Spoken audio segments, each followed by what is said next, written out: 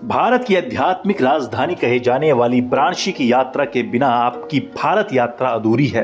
विश्व के सबसे पुराने शहरों में से एक वाराणसी हजारों सालों से ज्ञान और संस्कृति का केंद्र रहा है।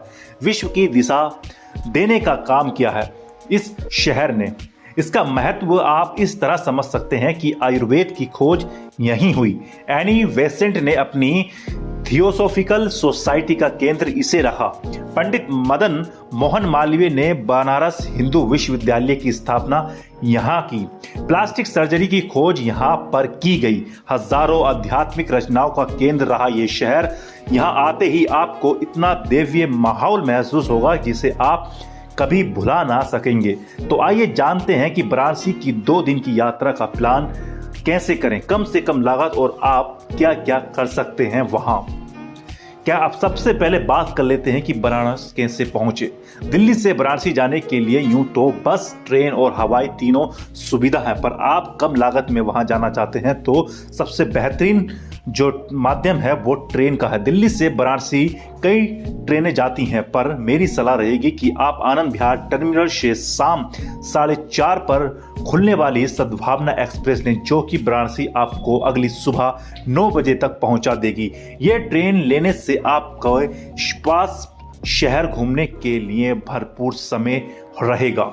अगर इस ट्रेन की टिकट की बात करें तो इसका ट्रेन का टिकट भी बहुत ही कम और चीप प्राइस में मिल जाता है, यानी कि 400 से 500 रुपए के बीच आपको इसका टिकट मिल जाएगा।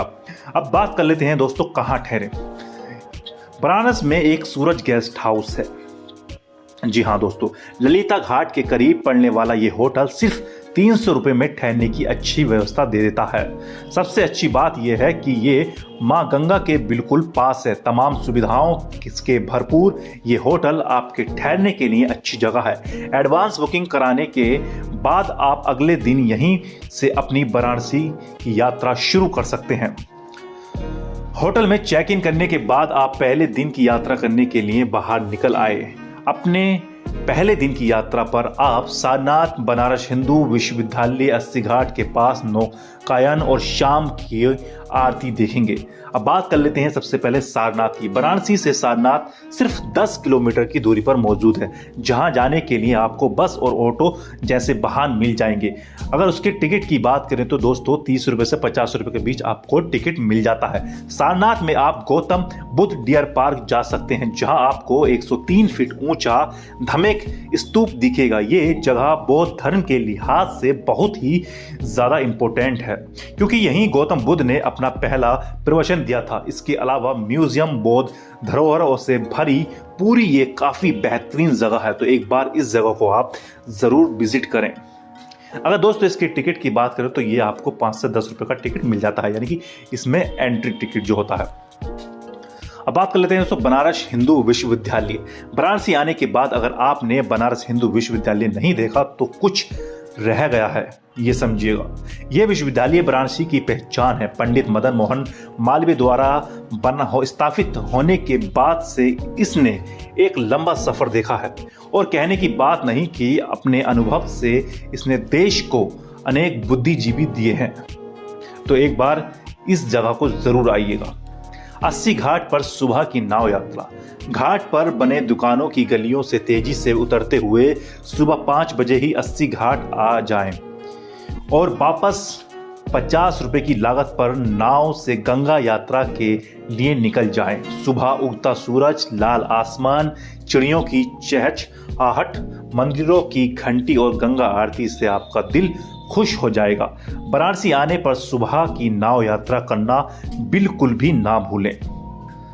दशमेघ घाट पर शाम की आरती। सूर्यास्त होते ही पूरी वाराणसी अपना रुख दशमेघ घाट की ओर मोड़ लेती है।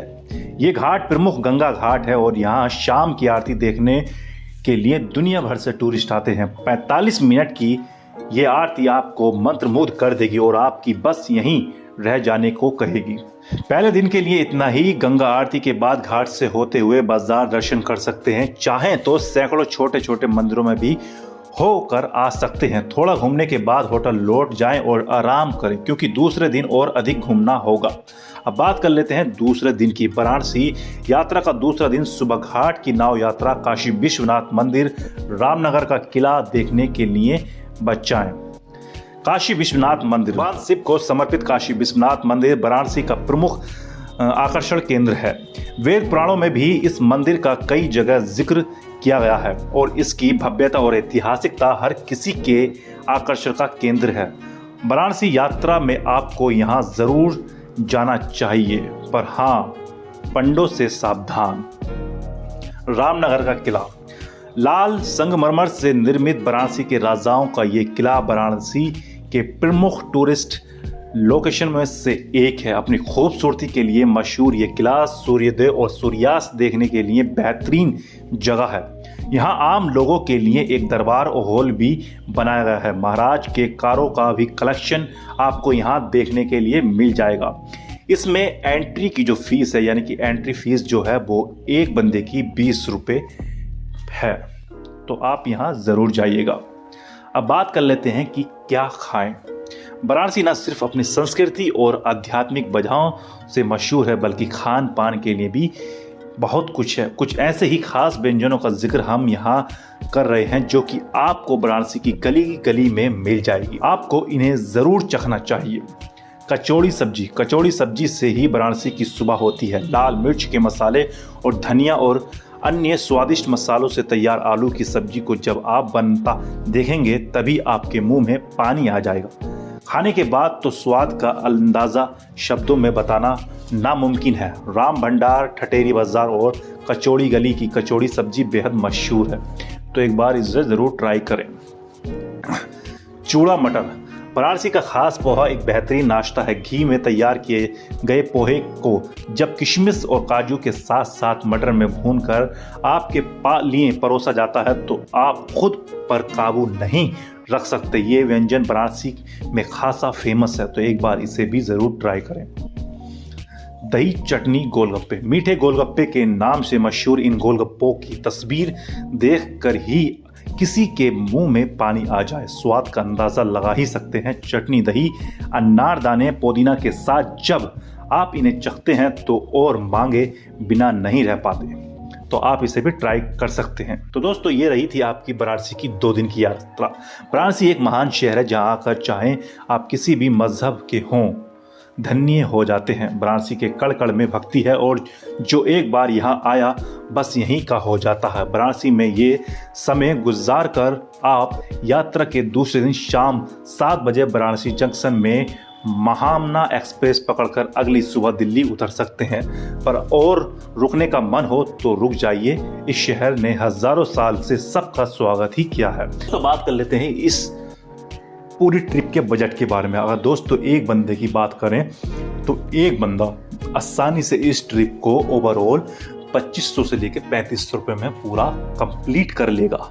तो ये बहुत ही कम प्राइस है इस ट्रिप को पूरा करने के लिए। तो आई होप दोस्तों ये वीडियो आपको पसंद आया होगा। अगर वीडियो पसंद आया है तो वीडियो को ज़्यादा से ज़्यादा शेयर करें, चैनल को सब्सक्राइब करना ना भूलें। Enjoy your trip. मिलते एक नई ट्रिप के साथ।